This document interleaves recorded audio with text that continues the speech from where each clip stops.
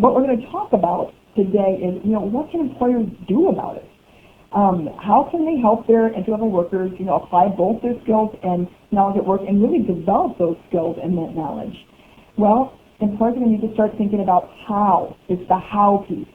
How they're going to develop their youngest employees and put them on the fast track so they have enough individual contributors as well as emerging leaders for that leadership bench is going to be critical for the future, not in 10 or 20 years, but in the next 2 to 5 years. You've experienced some of the disconnect from these young adults in the workplace. I think many of you talk about the behavior that you're seeing in your entry-level employees, and it's not quite what you expect. It's not quite the same as your own experiences coming out of college and working as entry-level workers.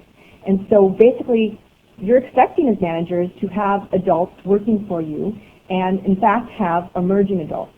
And you have young adults who really aren't really ready and don't view themselves as being ready for adulthood, which is very different from when previous generations came into the workforce. They really came in understanding that they wanted to be adults. In fact, that was what they were striving to reach at an earlier age. So that perspective of when adulthood is actually desirable has changed.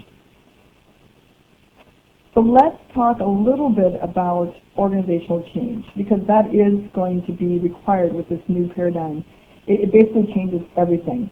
And the first thing we're going to challenge you to take a look at is not less than all of your organizational practices. And start thinking about, number one, how are you engaging these emerging adults?